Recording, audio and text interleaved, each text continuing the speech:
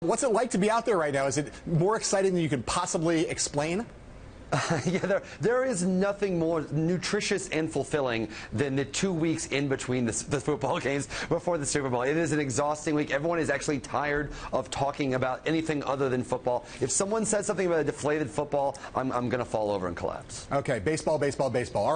We're going to talk about Roger Goodell now for a second. Today, Goodell, the commissioner, gave his version of the State of the Union, and he talked nonstop about the integrity of the game and the integrity of the league and the integrity of the balls and all that nonsense. In fact, there was so much nonsense that it felt to us like we were at the circus. So we set some of the highlights of the press conference to the appropriate music. So we'll sit back and enjoy.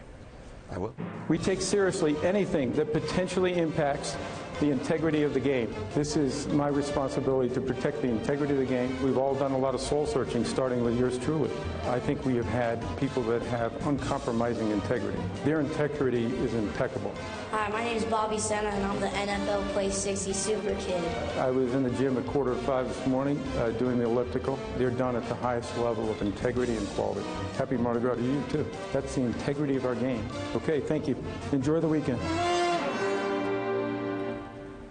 Will, my question to you, you are a great student of Roger Goodell and a great student of the management of public image.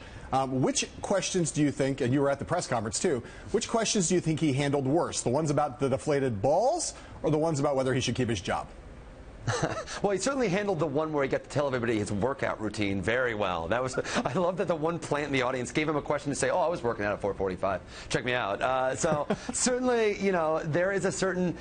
Goodell, for as strange as it was, and it's kind of odd, and how much he repeated integrity over and over and over, he did do a better job than he did at the famously disastrous press conference in September, which was the one in the midst of the Ray Rice stuff, and there was the Howard Stern heckler, and it was just chaos. This was, frankly a more sedate kind of crowd because this is a Super Bowl. There's a certain kind of media person that comes here, and it's frankly someone that's part of the establishment NFL media that's kind of has dealt with Goodell and is not going to push him too hard. Really, there were maybe three actual tough questions asked at the press conference, not counting, of course, the Play 60 kid who asked about the workout regimen. There were actually only like three really tough questions, and one of them came from CNN's Rachel Nichols, where, of course, Goodell then completely belittled her for the question.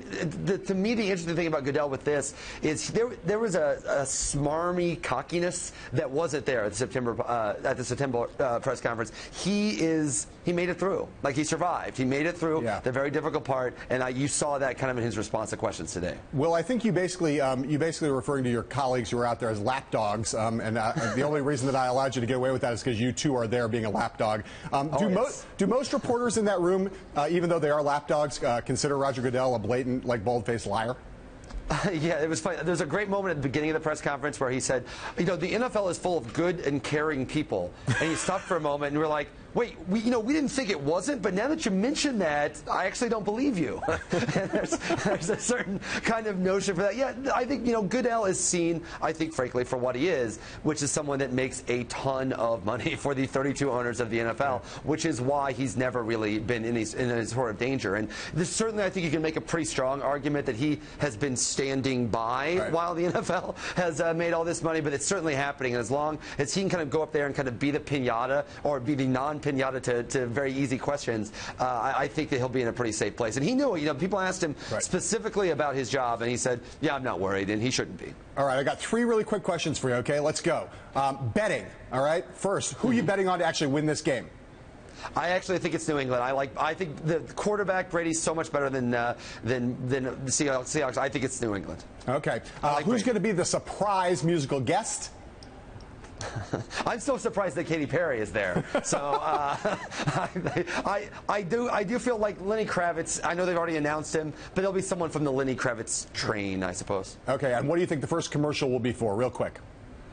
Probably involving a Clydesdale. Usually you see some sort of Clydesdale bowing to some American monument. So my guess is it's usually a Bud Light one.